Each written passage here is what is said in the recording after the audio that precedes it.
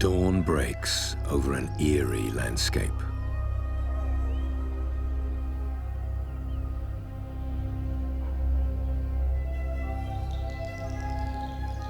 Drenched in early morning dew, the silhouettes of twisted trees keep silent watch.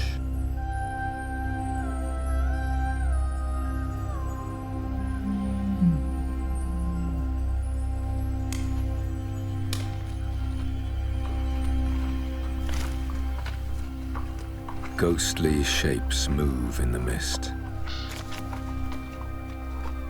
and strange, haunting cries fill the air.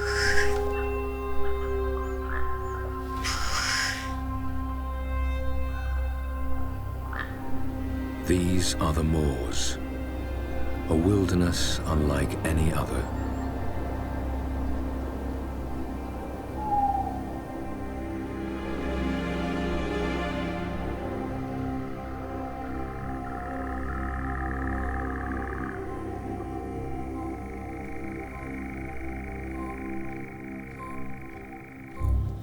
In the darkness of the night, tiny hunters set their traps.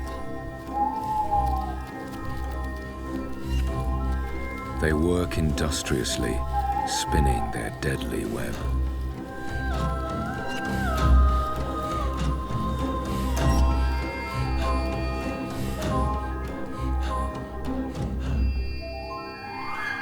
By dawn, the lethal contraption is complete. Others have fallen victim to the Moor long ago.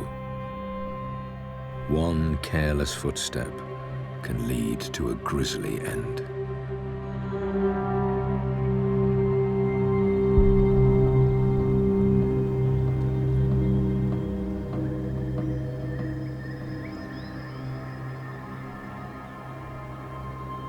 As night gives way to the early morning sun, the Moor seems peaceful and serene.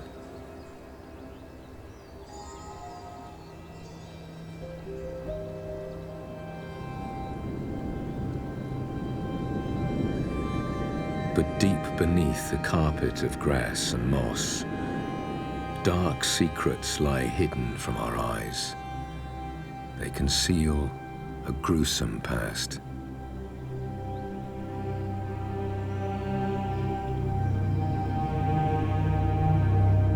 Buried here for thousands of years, the mummified bodies of bog people. This one hanged in a ritual sacrifice to the gods.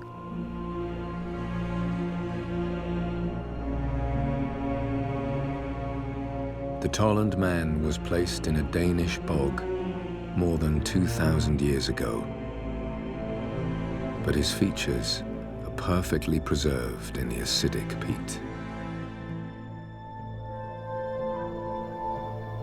The Old English word moor refers to peat bogs like this, as well as upland heaths, both formed on acidic soil.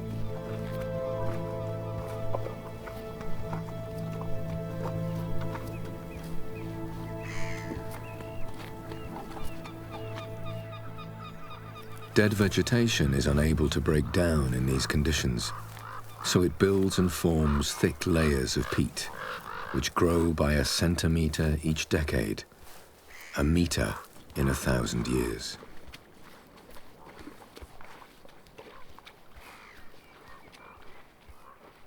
The peat and moss soak up water like a sponge. Where it can hold no more, shallow pools and lakes form. The bog water is acidic and low in nutrients. Few plants and animals can tolerate such conditions.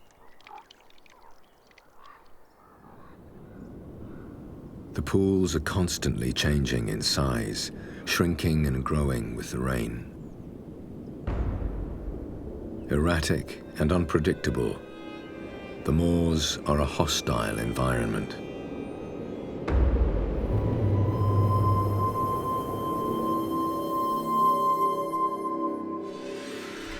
As the sun sinks below the horizon, They come alive with the sounds of the living dead.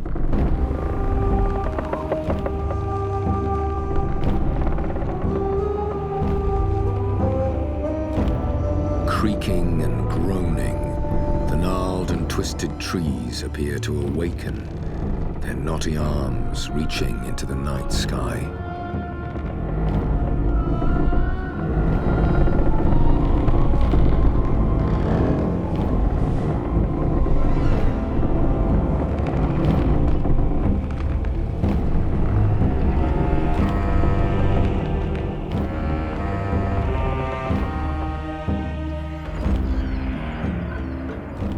Cold, damp air trapped in the old wood stretches and pulls the fibers in different directions, seemingly bringing the dead trees back to life.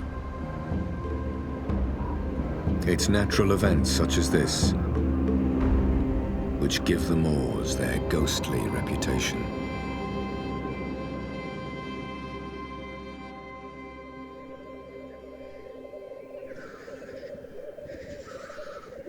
It's the middle of winter, but black grouse are already gathering on their traditional mating sites. The females are attracted by the bubbling calls of the males.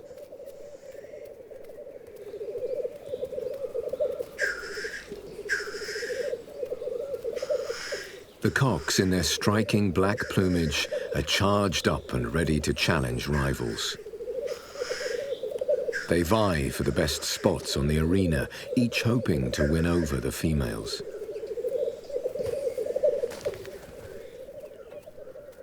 Every morning at dawn, the competitors lock in battle.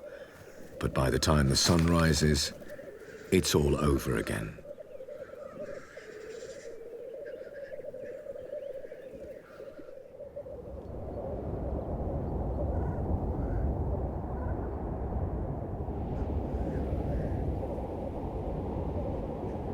With the coming of spring, the sun's rays melt away the last of the frost and warm up the icy ground again.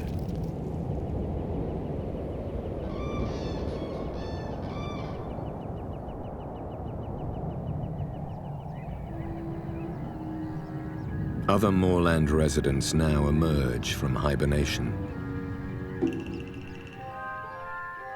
Their old tunics flutter in the breeze.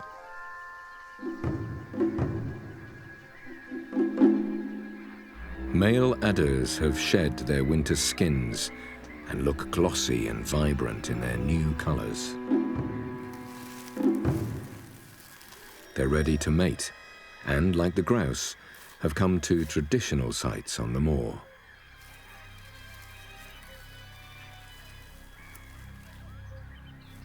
They've picked up the scent of a female.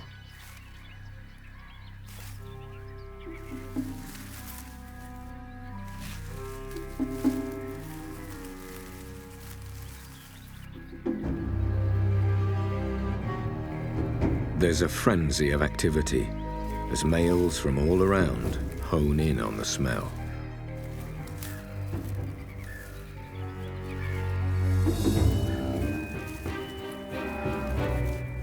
When two rivals meet, they pit their strength against each other.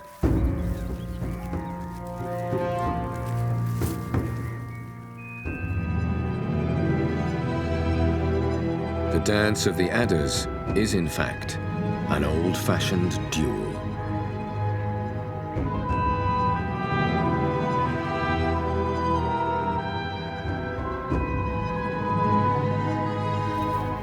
The aim is to wrestle the opponent to the ground.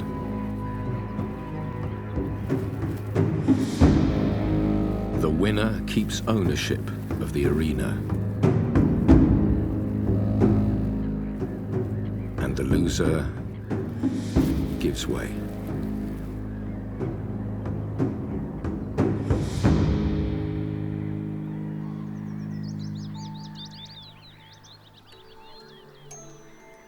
One of the first plants to flower in spring is a drab-looking bundle of grass.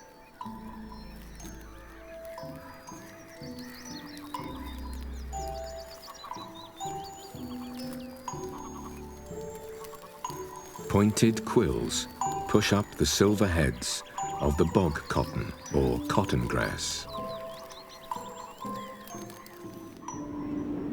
Pollinated not by insects but by the wind, it has no need for colorful flowers. Instead, it produces masses of tiny pollen grains that are carried away on the breeze.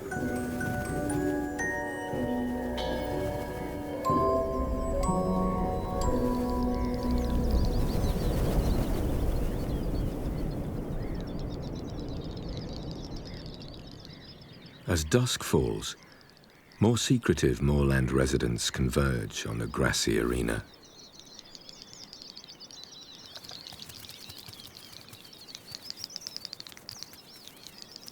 Great snipe are well camouflaged in the tussocks. No one knows why this particular spot is their preferred display site. The males come here year after year, hoping to impress the opposite sex.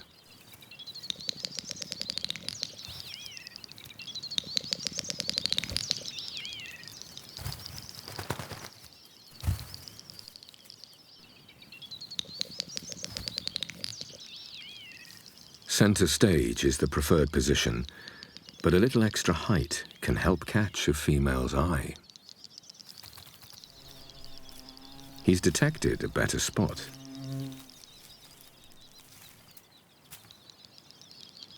A mound of moss raises him a little above the competition. It's the perfect launching pad for his performance.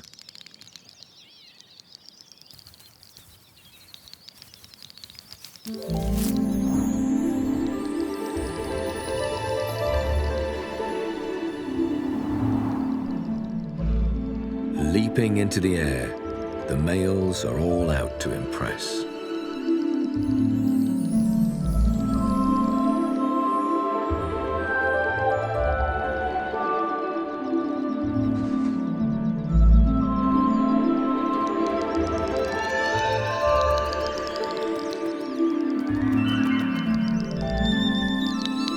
The more imposing the display, the greater the chance of winning the ladies.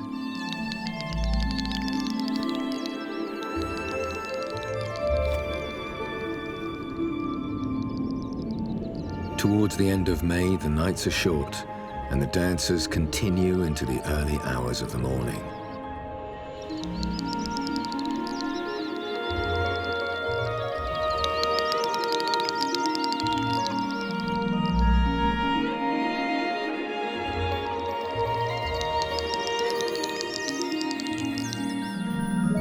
Then suddenly, it's all over, and the shy performers disappear back into the long grass.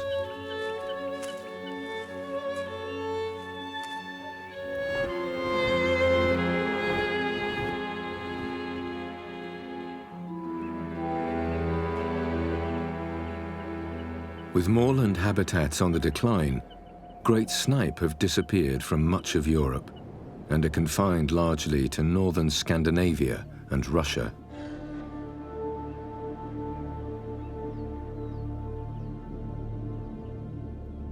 Another moorland resident is still found in nearly every peat bog today. All it needs is plenty of rain and permanently wet, sodden ground.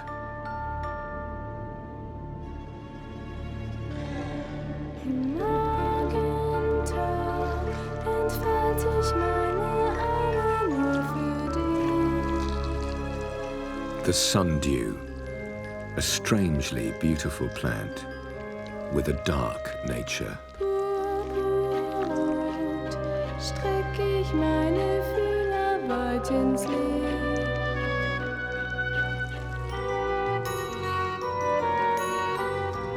It unfurls its leaves to reveal tentacles tipped in glistening droplets of sticky dew. But the sweet-smelling drops are a trap.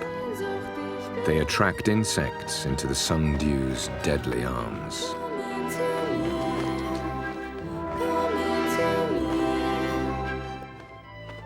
There is little chance of escape.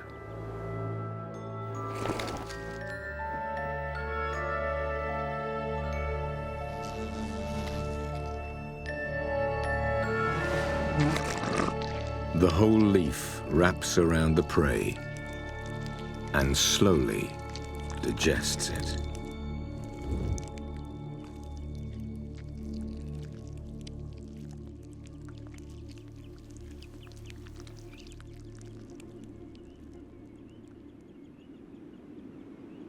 The overgrown edges of the bog pools slowly dry out in the summer.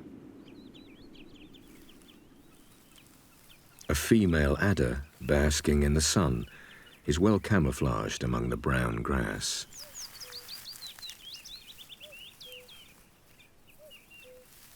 But a dark-colored male has detected her scent.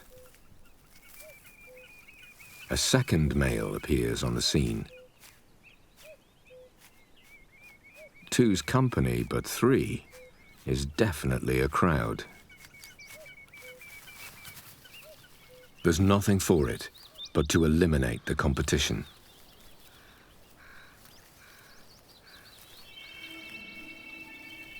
And to do so requires the traditional wrestling contest.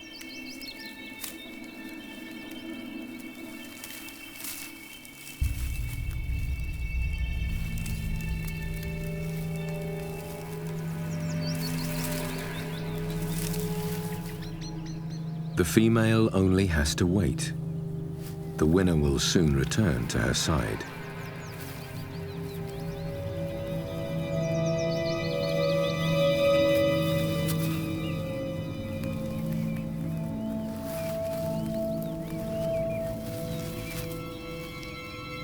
At last, he claims his prize.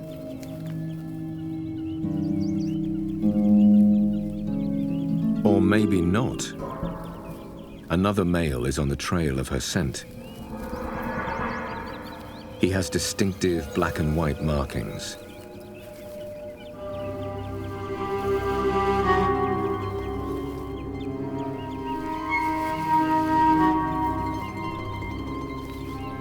Now the female is being courted by two suitors. But she will not mate until one has evicted the other.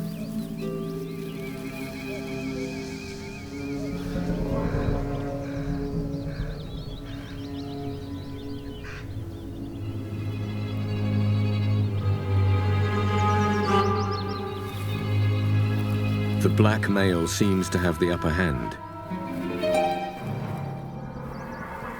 But then his checkered rival launches an attack.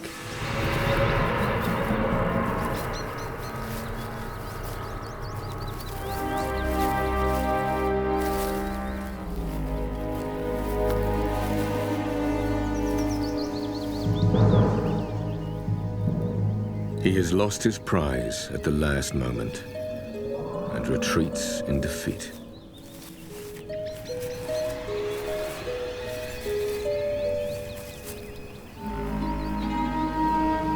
His colorful opponent follows the female into the undergrowth to complete their union.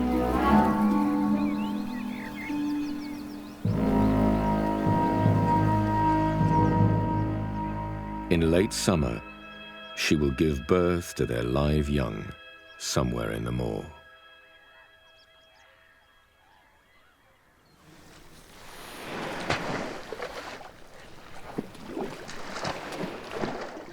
A brown bear has discovered the carcass of a moose in the swamps. Bears are not commonly seen out on the moors, but the smell of a sizable meal has tempted the large animal onto the treacherous terrain.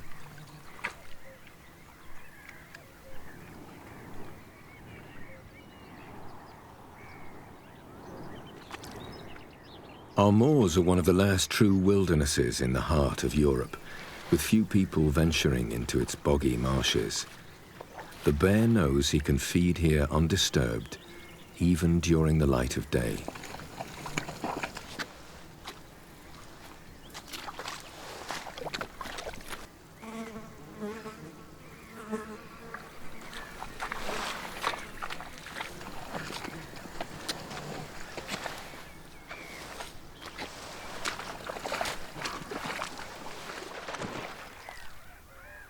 The fluffy heads of the cotton grass have transformed the landscape into a glorious carpet of white. Hiding within are tiny dwarf birches, no more than a few feet in height.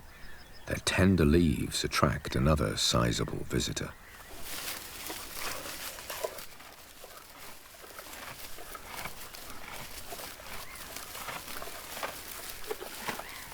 The European elk, or moose, has no trouble navigating through the swamp on its long legs. It will eat nearly 30 kilos of vegetation a day and leaves behind plenty to show for it. In the nutrient-poor soil, the balls of dung are a valuable fertilizer. The small pellets are soon covered in a thick carpet of fungi and mosses.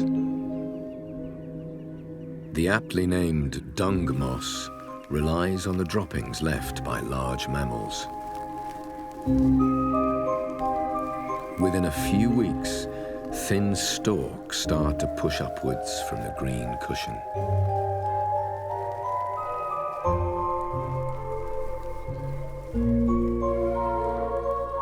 Near the top, capsules filled with millions of tiny spores are formed. These now need to reach a new dung pile. The question is, how?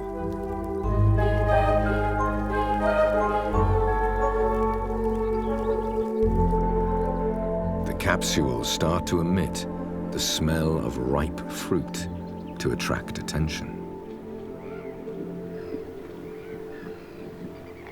It's worked. When the bear has digested his meal of dung moss, the spores will be deposited along with a fresh pile of manure. Mission accomplished. The yellow moose dung moss produces one of the largest and showiest capsules in the form of a dainty parasol. It needs to attract the attention of a much smaller helper. It emits a fragrance that's irresistible to flies, the smell of fresh manure. The flies hone in on the alluring scent, but are offered little reward. Instead, they are tricked into carrying a package of spores to a real pile of dung, somewhere out in the moors.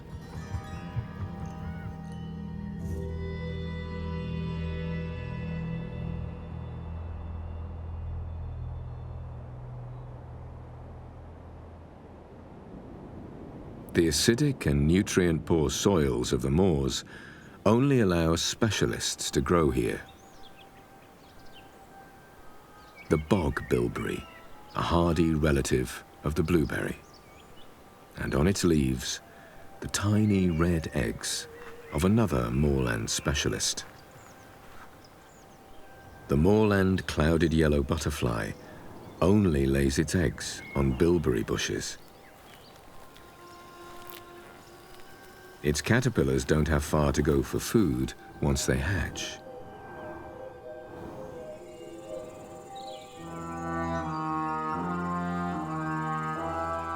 The hungry larvae grow quickly on a diet of bilberry leaves.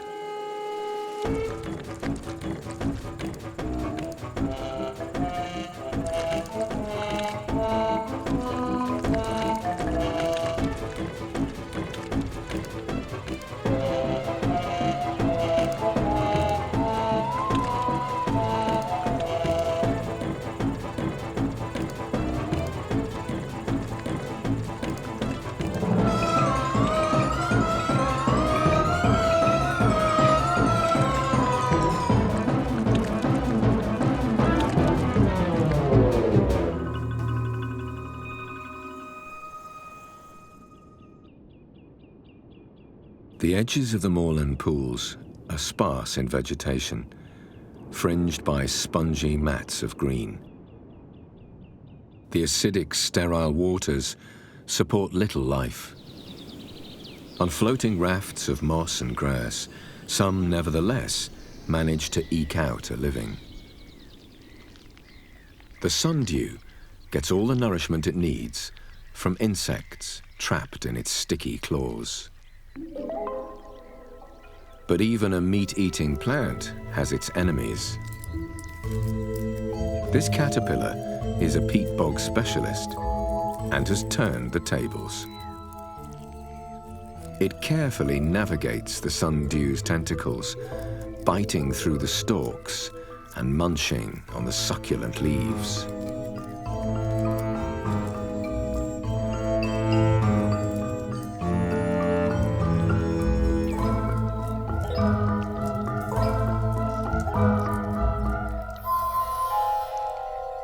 And it doesn't stop short of the sundew's prey.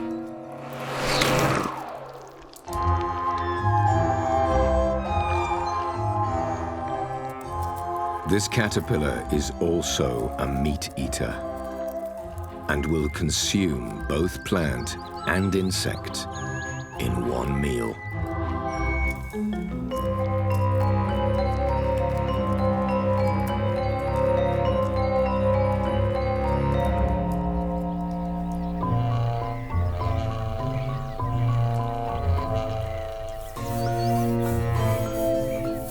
Its appetite satisfied at last, the monstrous maggot looks for a safe place to turn into a pupa. And it chooses none other than the flowering stalk of the sundew.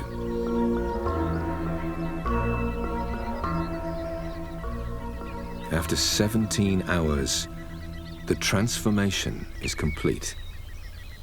It will eventually emerge as a delicate plume moth.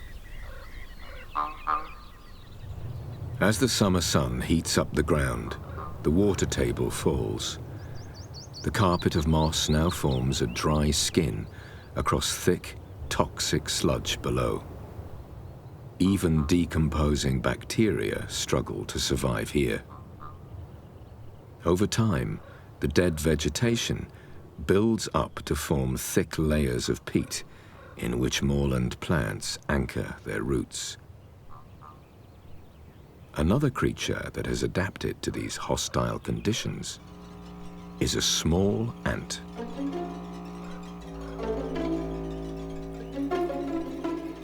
The black bog ant, like so many moorland creatures, is a survivor from the Ice Age. These rare ants are only found in peat bogs, and they are masters at navigating through the waterlogged terrain. They avoid getting their feet wet by using natural bridges to stay on high ground.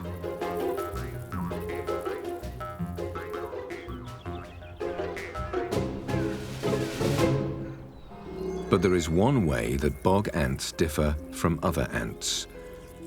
They depend on the sundew for survival. Bog ants rarely hunt themselves.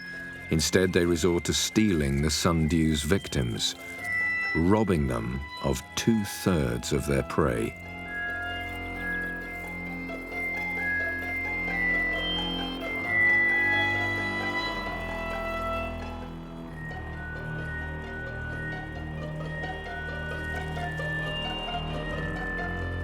The booty is carried back to the nest to feed to the young ant larvae.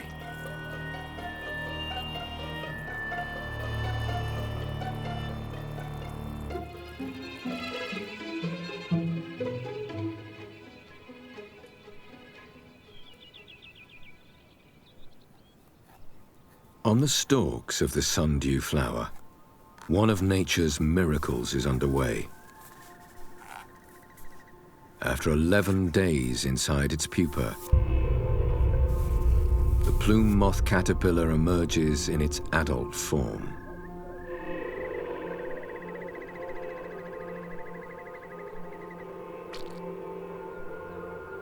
The curious-looking moth heads off into the moors to find a mate and to lay eggs of its own on another sundew plant.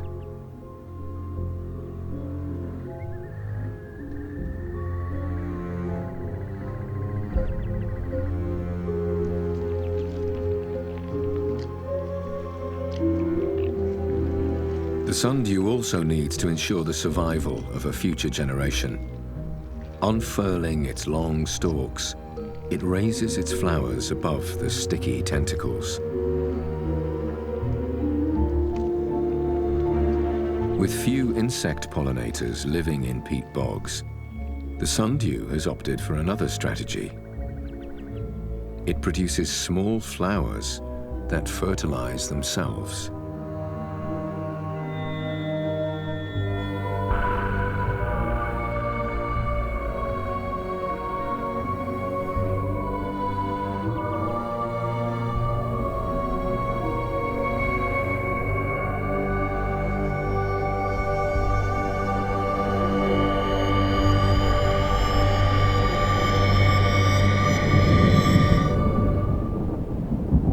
Peat bogs form where the ground is permanently wet and waterlogged, regularly soaked by heavy downpours of rain.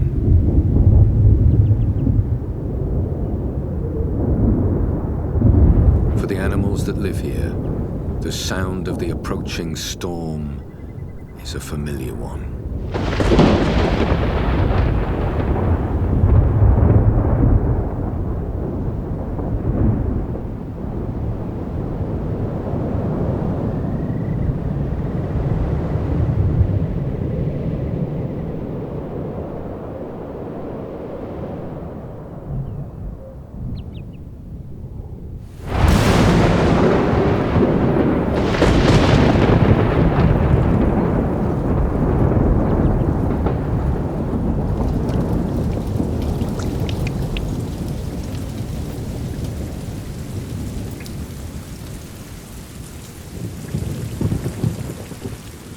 The life-giving water is crucial for this unique wilderness, even if the heavy deluge can be unnerving at times.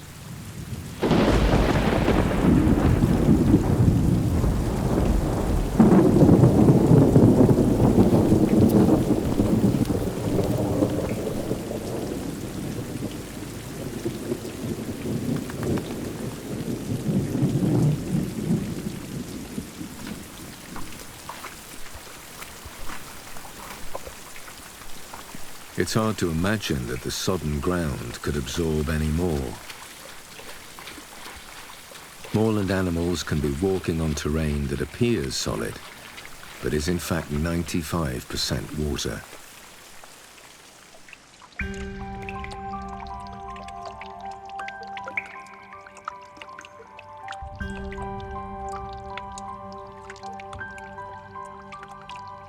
Mosses, grasses and sundew thrive in this harsh, waterlogged terrain with little competition from others.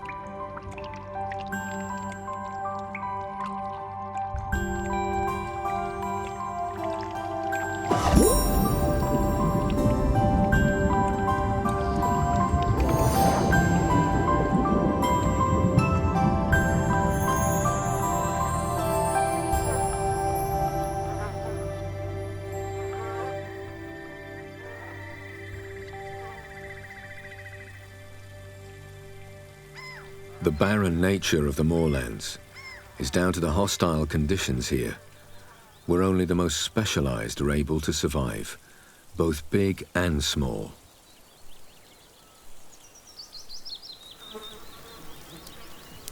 As the stagnant acidic water forms pools and lakes, it kills off the underlying vegetation.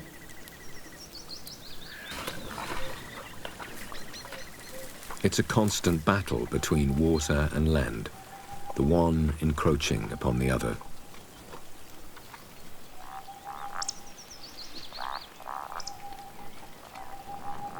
Water also invades from the air. Swathes of mist roll in, shrouding the moor in ghostly white.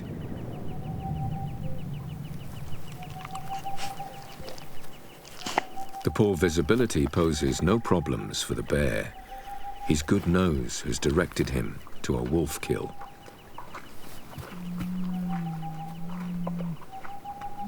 Then a second bear appears out of the murky haze. The smell of fresh meat penetrates even the thickest mist.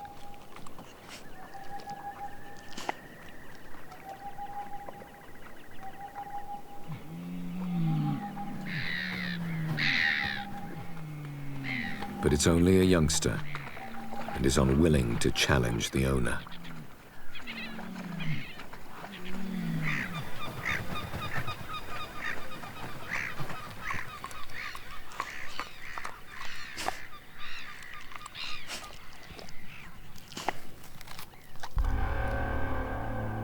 The wolves are back. Having eaten their fill, they'd left the kill unattended to sleep off the heavy meal. Now the alpha female is back.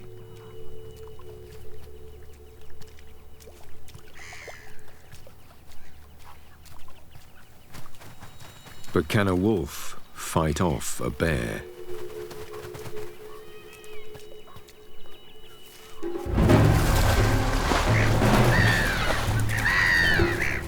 It seems not. On her own, she has little chance. But the bear has had enough and decides to move on.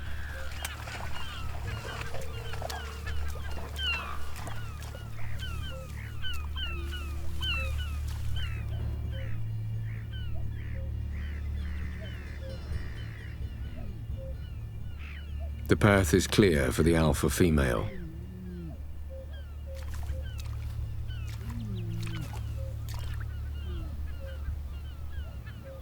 But she seems unsure and hesitant.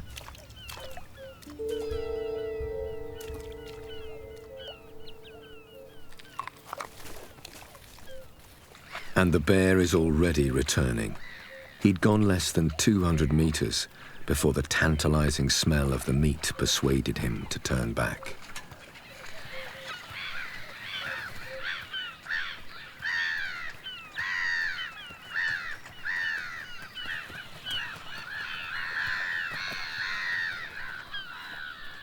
The wolf keeps a safe distance.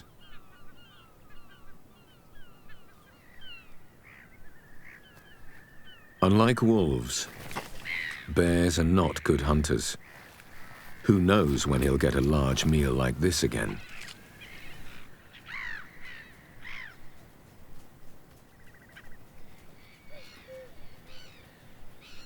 The wolf pack remains around the boggy marsh for a number of days, reluctantly sharing their bounty with the bears.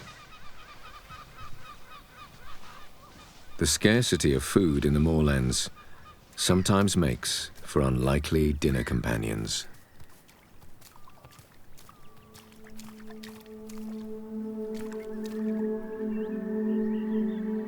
The beauty and tranquility of the moors belies the reality of a harsh and austere wilderness. And it's not just large predators like wolves and bears that struggle to find food. Rising out of the dark pools is one of the largest and most striking of sundews. The long paddle-shaped leaves of the great sundew are covered in sticky droplets like those of its smaller relatives. With its roots weakly anchored in water, it gets little nutrition from below. To survive, it needs to catch insect food.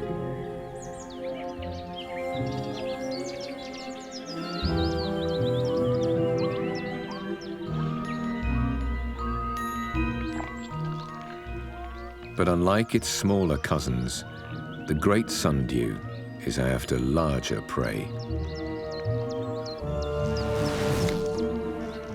The leaves bend inwards to join forces in overpowering their victim. And the sticky tentacles secrete digestive juices that suck the nutrients out of the prey.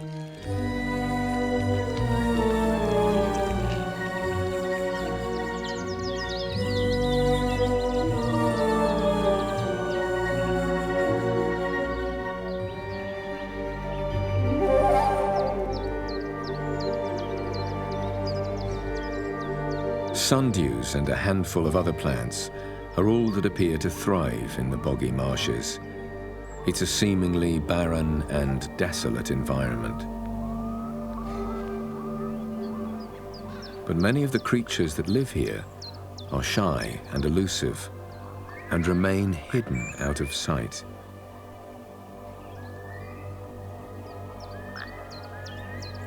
Some live in places we don't dare to look. Below the surface of the murky brown water.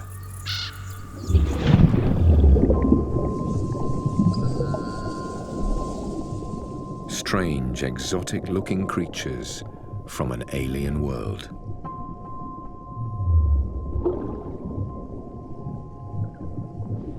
Red eyes at the end of a telescopic body, and tiny wheels that spin in the gloom.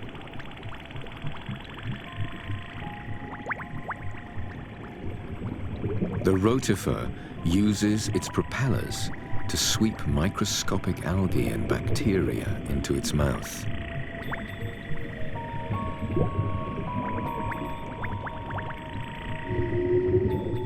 There may be millions of rotifers in one small pool of water, and they come in over 2,000 different shapes and designs.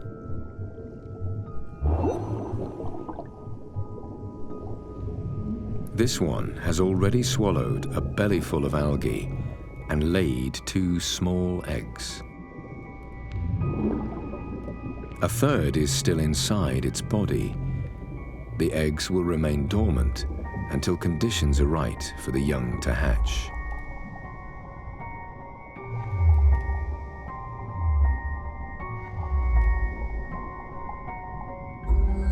This curious creature is a water bear, or moss piglet.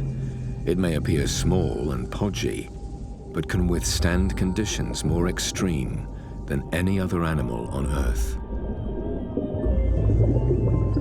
Small algae propel through the water with whip-like appendages. Others uncannily replicate themselves by dividing in half.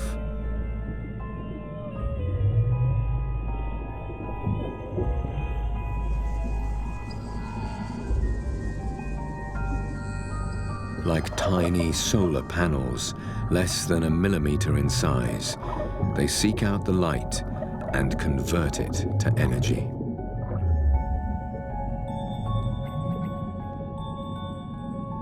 It's a magical world of creatures both beautiful and bizarre, yet so small that they remain hidden from our eyes.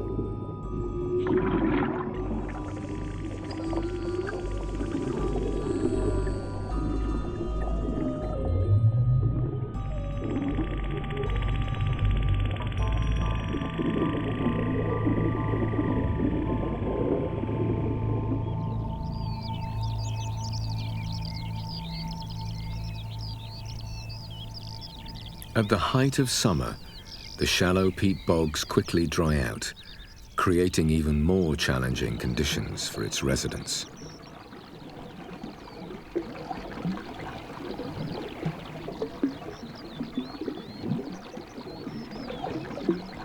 All that remains of the microscopic world are the eggs and spores, which will lie dormant until the water returns.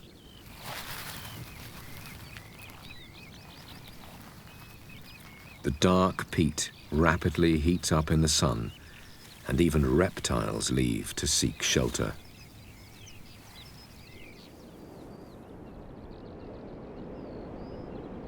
Only the deepest of moorland pools hold water all year round, but much moisture is stored in the ground and the carpets of moss.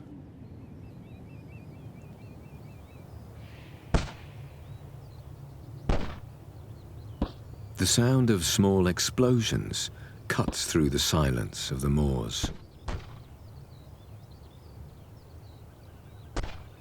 The moss is littered with tiny black peppercorns. They are, in fact, spore capsules that help the moss to reproduce. As they warm up in the sun, the pressure inside builds up until finally they explode and the spores are catapulted into the air.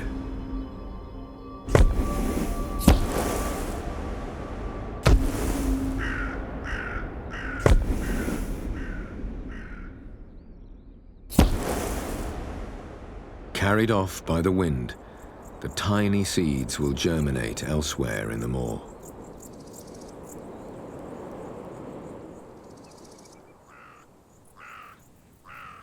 It's autumn and mushroom season.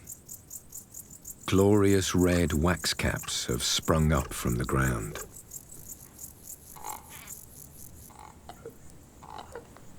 The leaves of blueberry and bilberry bushes have also turned shades of orange and red. They're preparing for winter and will drop their leaves with the first night frost.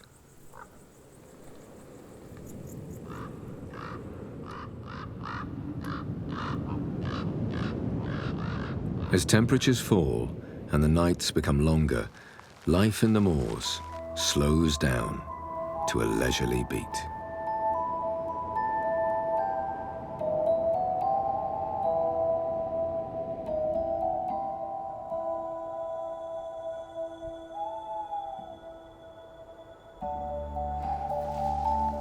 In the swampy forests at the edge of the marsh, large silhouettes move silently through the trees. Young bull moose are gearing up for the mating season.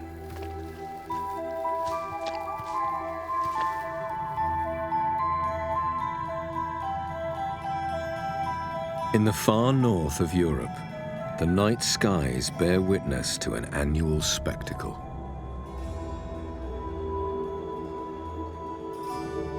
Tinted streaks of light flit across the sky and quickly turn into a breathtaking display of supernatural colors. The aurora borealis. Unearthly though they may seem, they're not the will-o'-the-wisp, the mysterious light said to lead travelers into treacherous marshes. But they give the moors an eerie and mysterious air.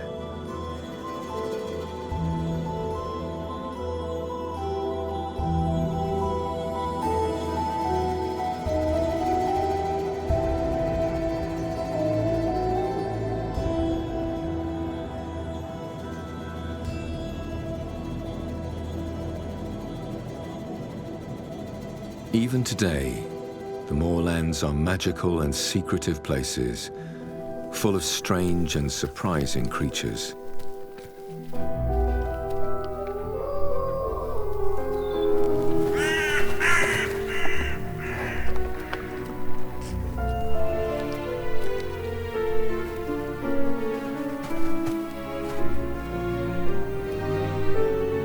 But it's a landscape that is rapidly changing.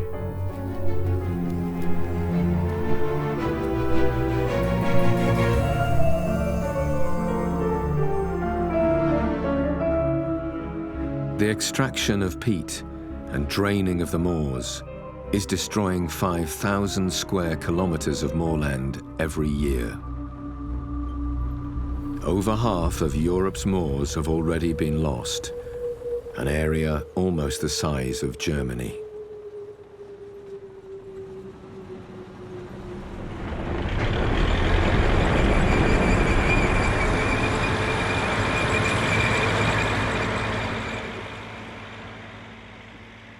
The demand for peat as a fossil fuel is only part of the problem.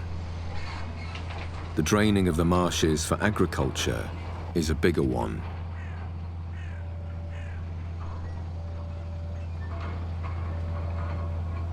When peat bogs are drained, the carbon, which was previously locked up in the decaying matter, is released into the atmosphere as carbon dioxide. Globally, this accounts for nearly 6% of man's greenhouse gas emissions.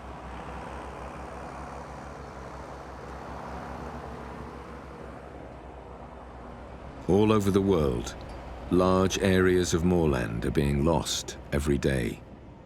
Peat bogs are disappearing 10 times faster than the rate at which they form.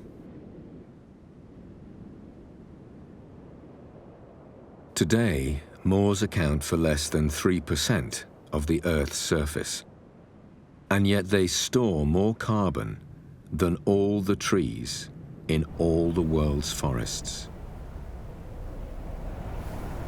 Their destruction not only affects many species, but also fuels climate change.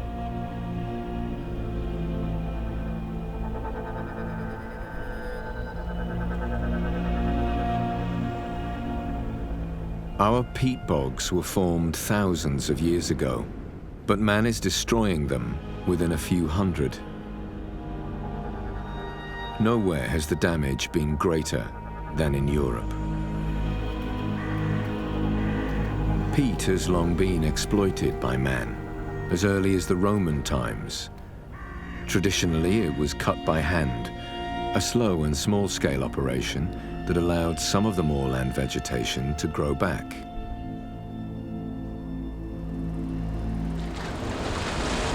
Modern extraction is far more brutal, cutting deep trenches and turning the surface into a desert.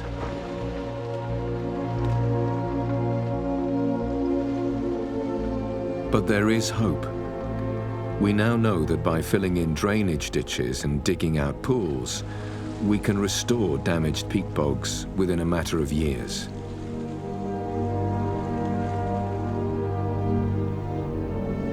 The re-flooded moorland can also be cultivated with water-tolerant crops to ensure a sustainable use of the land.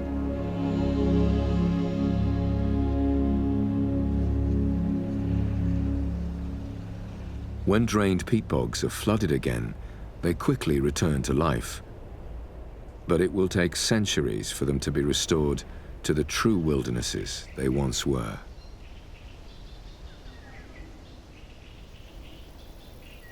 The first plants and animals to recolonize the wet bogs appear quite unspectacular and ordinary. But many of them are surprisingly rare today.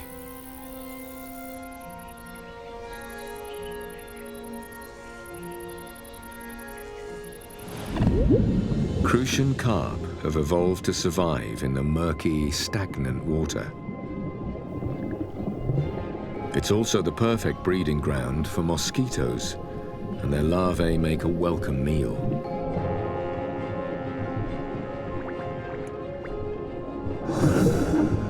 Dragonfly nymphs are after the same prey.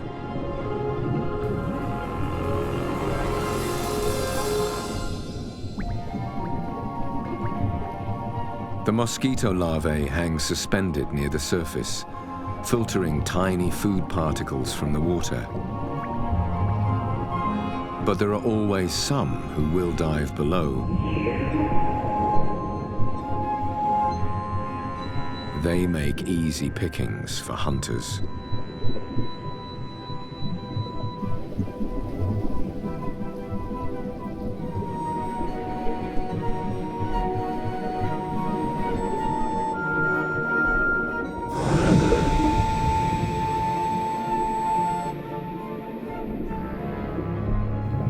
The carp are wary of swimming near the surface, and they have good reason to be cautious.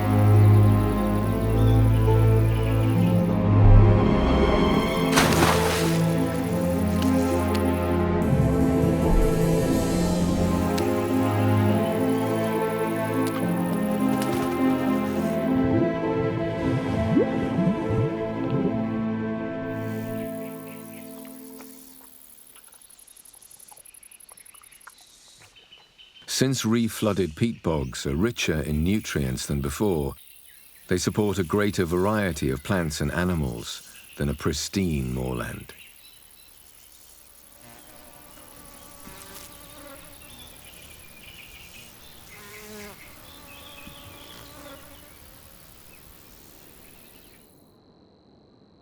From the air, the restored moors are immediately recognizable by their straight drainage canals and geometrical shapes. Nonetheless, the vast areas of undisturbed wetland soon attract birds and other animals, which find a safe refuge here. Not surprisingly, many of these wetlands have been turned into nature reserves.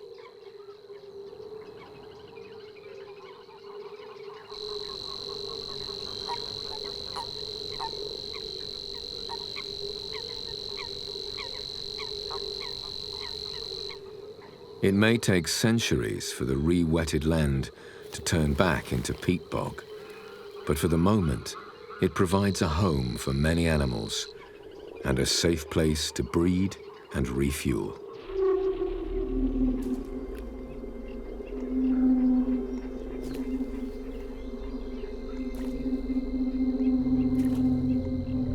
A grey heron is on the hunt.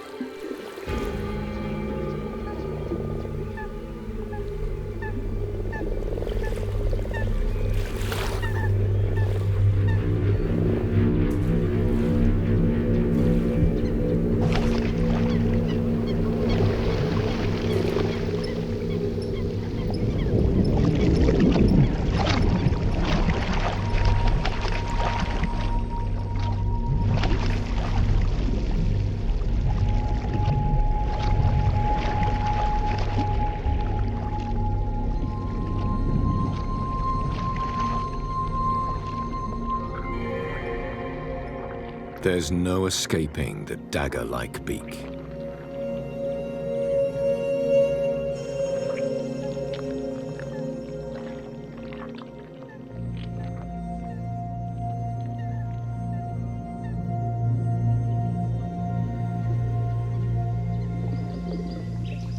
Reeds are one of the first and most important plants to recolonize flooded land.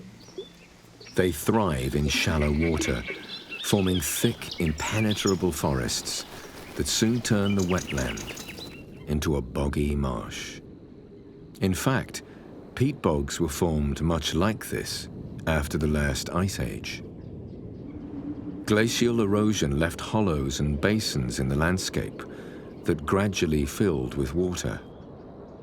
The reeds and marsh plants that colonized the edges crept ever inwards, filling the lake with dead vegetation and turning it into a swampy bog.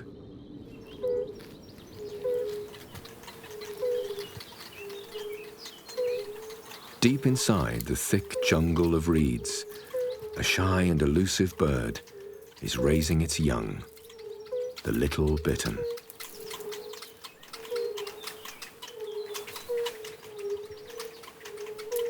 The male has brought back small fish for breakfast.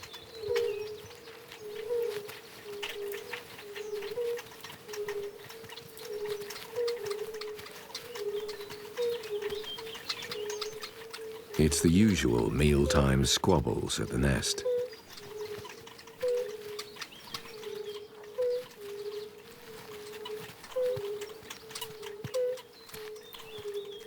There is no shortage of noisy neighbors in the reeds.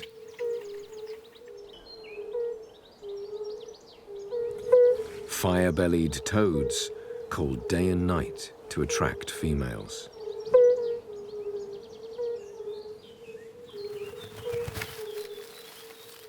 A rustling close to the nest puts the male on his guard.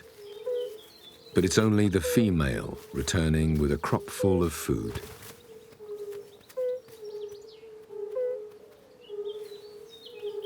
She slips carefully and quietly through the reeds so as not to give the location of the nest away.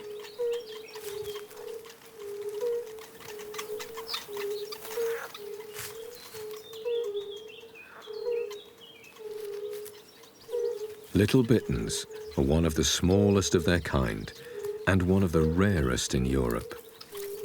With their habitats on the decline, they gladly seek refuge in the restored marshes.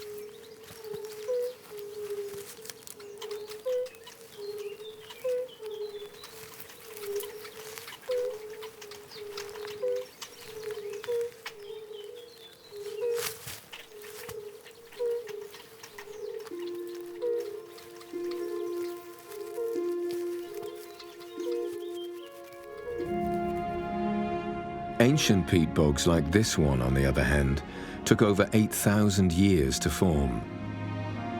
The cold, clear lake is fed by rainfall, and its waters are acidic and low in nutrients, conditions much harsher than in the re-flooded moors. The creatures that live here have adapted to the hostile conditions over thousands of years.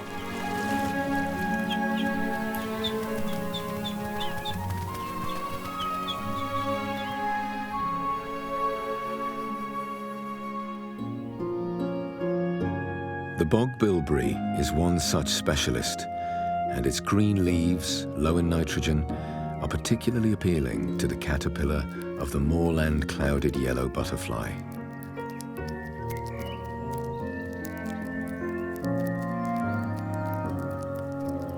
The marsh Labrador tea plant also flourishes on wet, acidic soil. Its flowers are dazzling white against the black waters of the moor.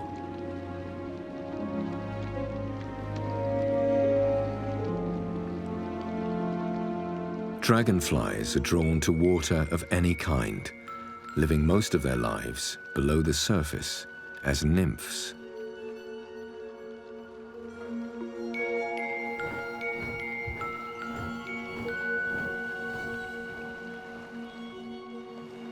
Their transformation into adult form complete, the dragonfly dries its wings before taking to the air.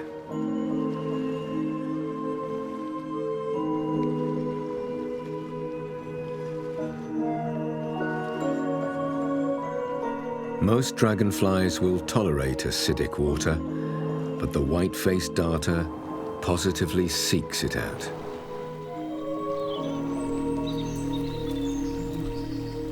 Alongside the moorland specialists, there are other visitors drawn in from the surrounding area.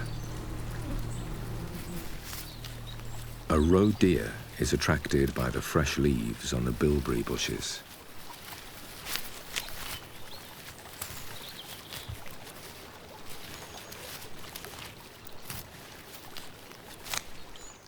Nearby, the chrysalis of a moorland butterfly breaks open to reveal a new life.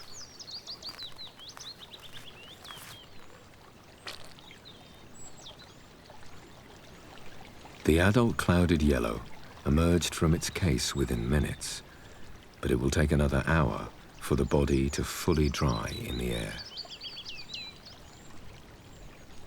The delicate feeding tube is still split in half and needs to be zipped together. And the golden yellow wings have to be pumped up and harden.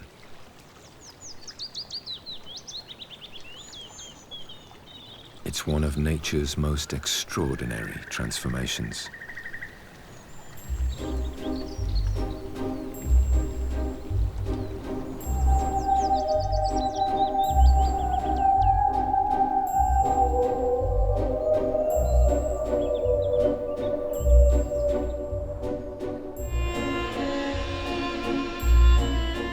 The edges of the peat bogs give way to grasslands, which in summer are carpeted in wild flowers. They're a haven for butterflies, a kaleidoscope of different colors and patterns.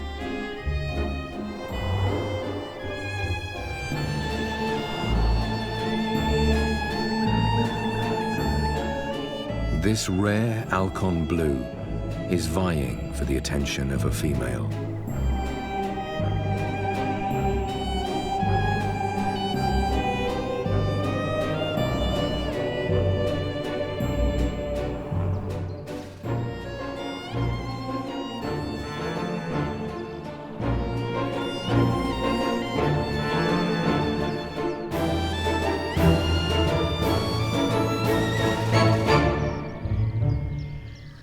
With nectar in such rich supply, the clouded yellow butterfly didn't have far to travel from the neighboring bog where it emerged.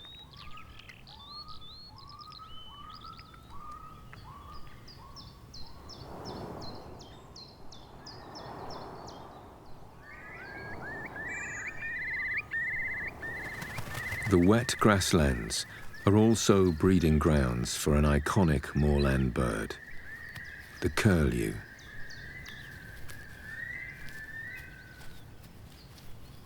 This pair have hidden their nest somewhere in the boggy heath, where few egg thieves dare to venture.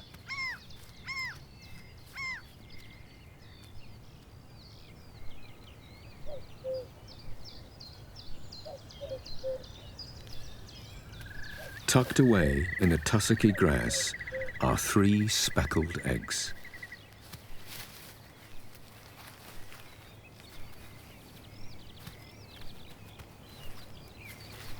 Well camouflaged, all she has to do is sit perfectly still.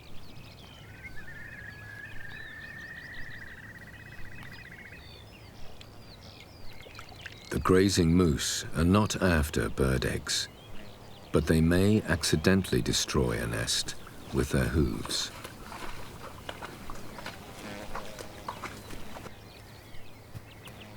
If they or any other animal comes too close, the incubating bird quietly moves away. A watching predator may see the adult bird, but is unlikely to detect the nest.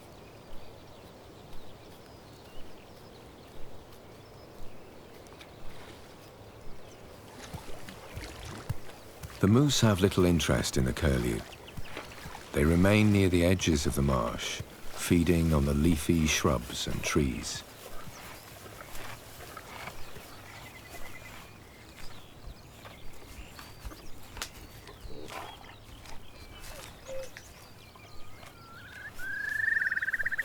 The forested edges provide cover for another nesting moorland bird.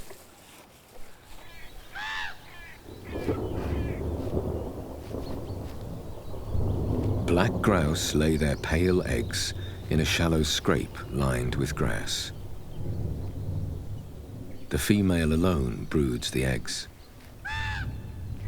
The male's black plumage would attract far too much attention. She will be in attendance for the next 3 to 4 weeks until her chicks hatch.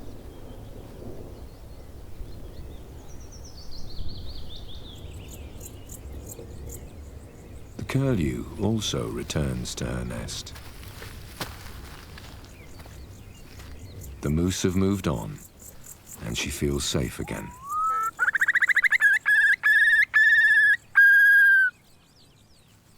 Both curlew and black grouse have become rare across Europe because their natural habitats are fast disappearing. Ancient woodlands, wet grasslands, meandering streams and boggy marshes, a mosaic of habitats that was once found across much of the continent. Today, moorlands provide a last wilderness refuge for the birds, where they can breed undisturbed.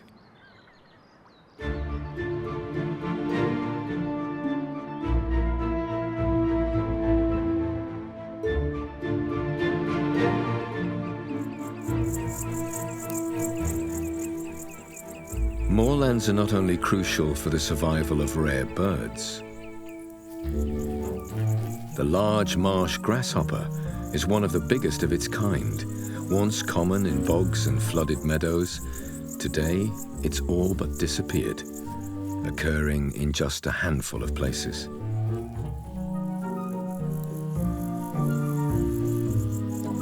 It feeds mainly on bog grasses and sedges, chewing its way through their juicy leaves and stems.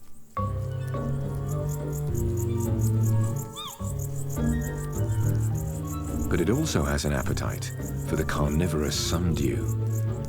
The grasshopper is too big a prey for the small plant anyway.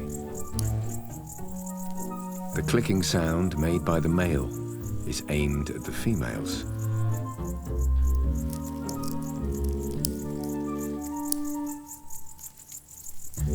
He makes it by flicking his hind legs against the wings. It's a signal that he's ready to mate.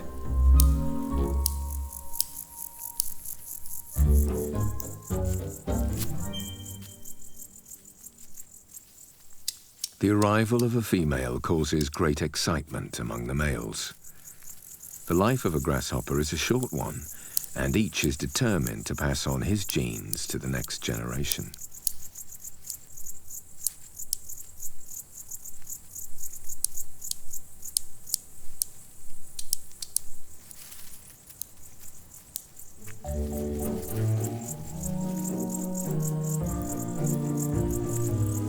But there can be only one winner. After mating, the female will lay her eggs in the wet ground.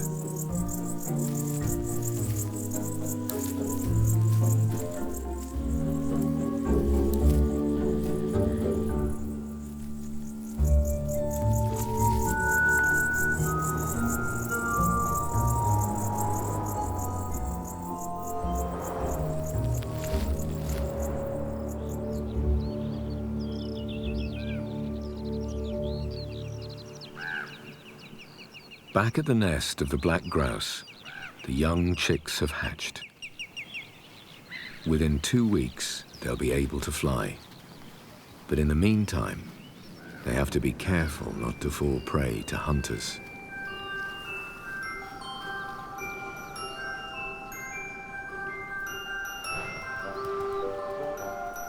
A family of bears is heading into the open grassland. The young cubs are curious and inquisitive, eagerly exploring their new surroundings.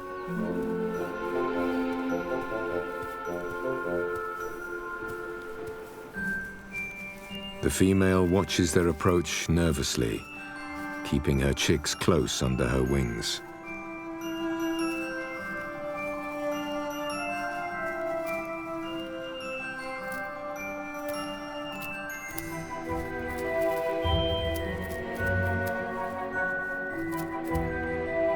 Last-minute refueling for the journey ahead.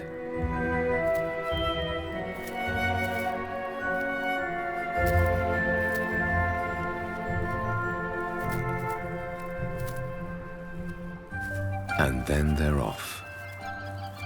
The day-old chicks instinctively know to follow their mother. They're already able to feed themselves, but they still need her warmth and protection.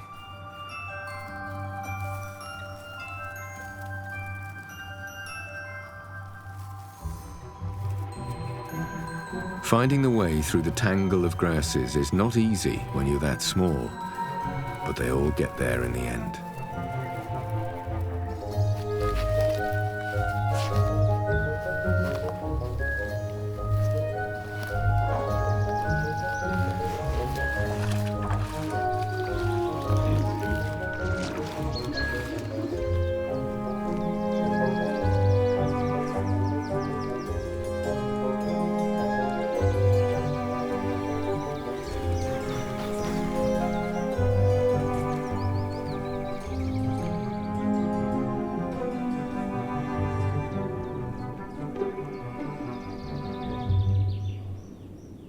In the marshes and meadows near the edge of the moor, other birds are preparing for the arrival of young.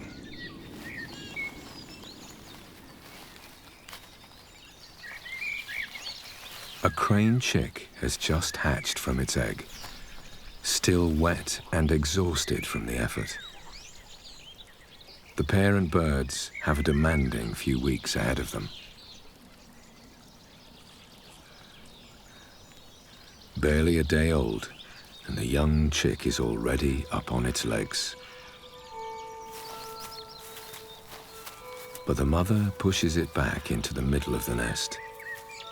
They have to wait for its sibling to hatch.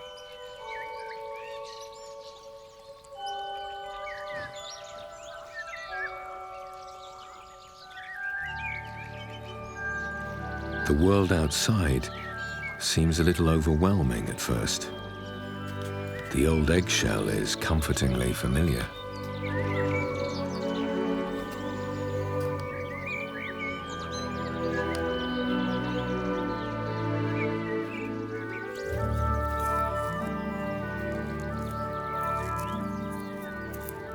And then it's time for the first meal. A freshly caught dragonfly larva.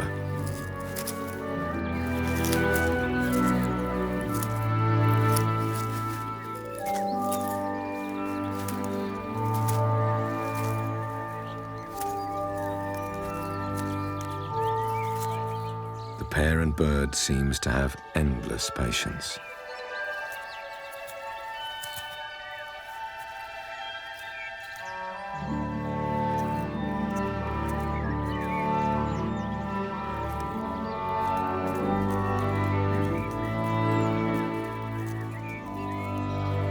At last.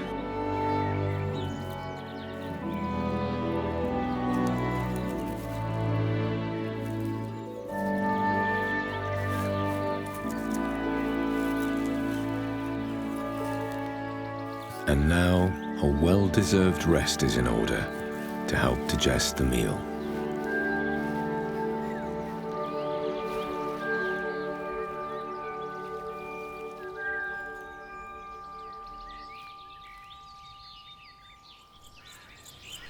Nearby, the marshes have erupted in a display of colour. The bright yellow flowers of the bog asphodel rise above the moor. But this beautiful and rare plant has long had a bad reputation. Believed to cause brittle bones in sheep, it was given the Latin name bone breaker. In fact, the true culprit was the calcium-deficient vegetation of the moors.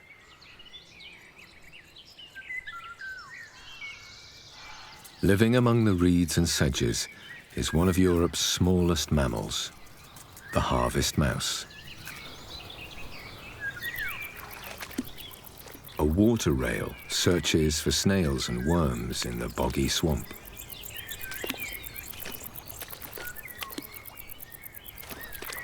Her chick has been hiding in the thick vegetation, waiting for her to return.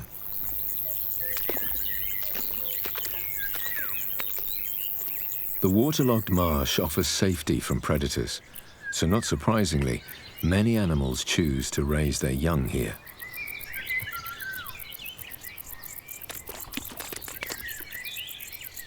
The harvest mouse has built a nest of grass well above the waterline, where her young are warm and dry.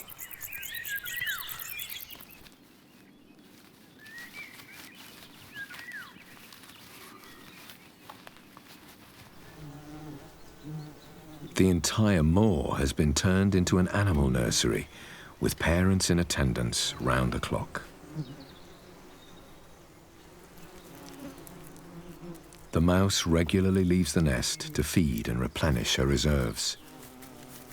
Her young are still naked and blind and, like all mammals, dependent on her milk.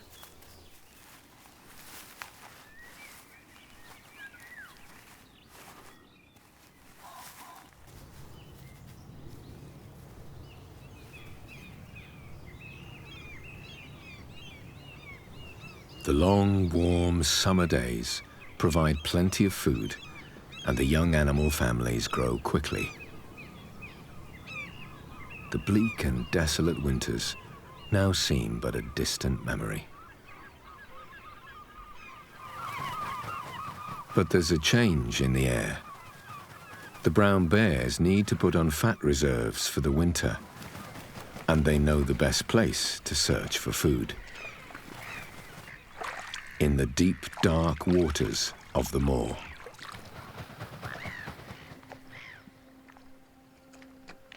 But those that venture here have to tread carefully. One false step, and they could sink, caught in the deadly grip of the bog. It's tales like this that have given the moors their fearsome reputation.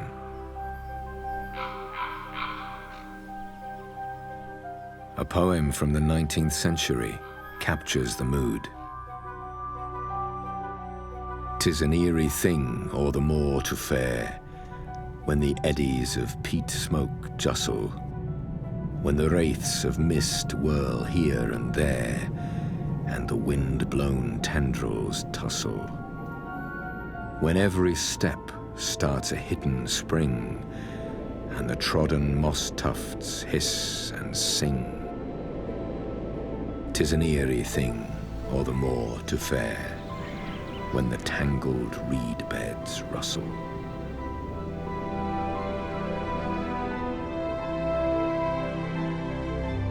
Although man has tamed and restrained most of the earth's wildernesses, our last remaining moorlands are home to some unique and rare plants and animals.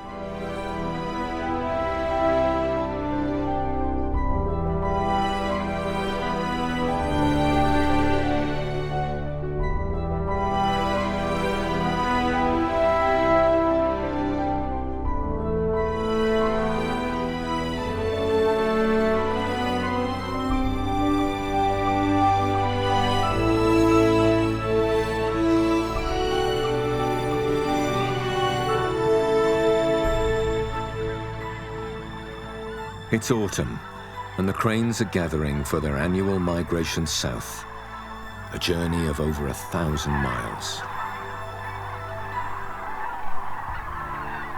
Below them, the relics of a landscape dating back to the Ice Ages. Moorlands that have remained virtually unchanged for thousands of years.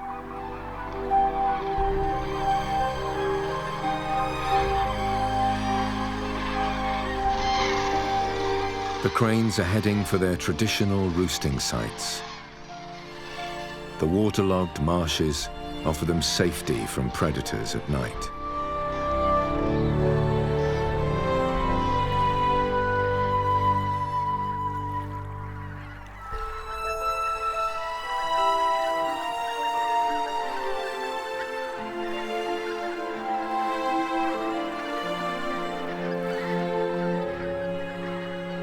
The nights have turned frosty and claimed their first casualties.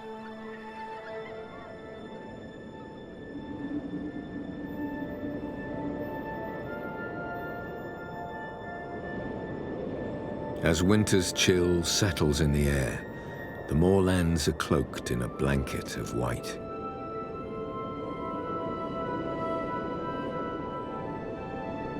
Life has come to a standstill. And yet, surprisingly, one creature is defying the rules of winter. Black grouse have already assembled on the mating grounds and practice their displays every morning. Even a female occasionally drops by.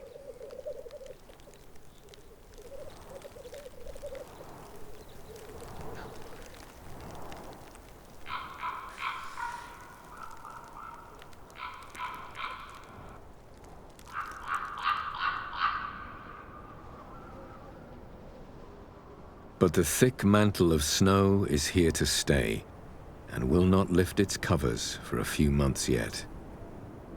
The moors have slowed down to the heartbeat of winter.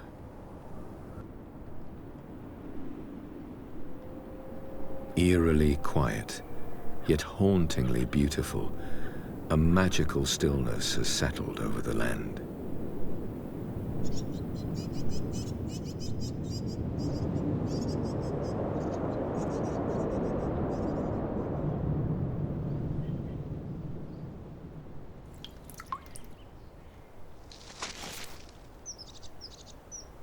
As the winter sun slowly regains its strength, the moor awakens to another year.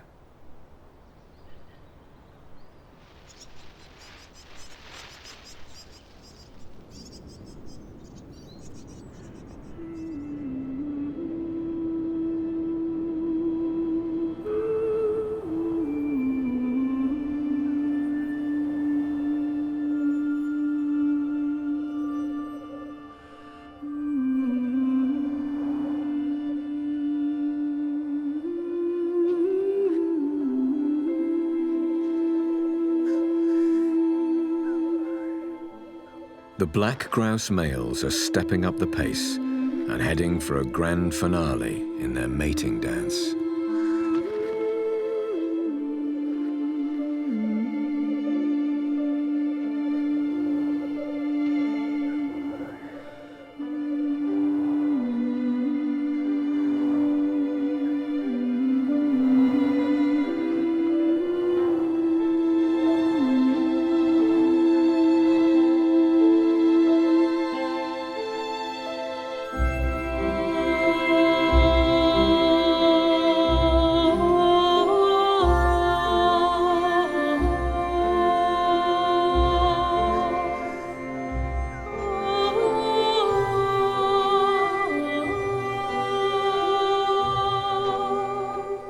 This snow-covered arena has witnessed generations of males perform their eye-catching displays.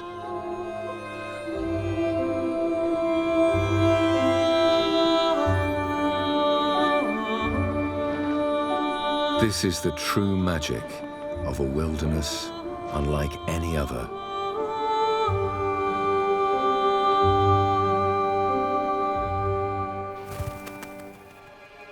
Deeply romantic.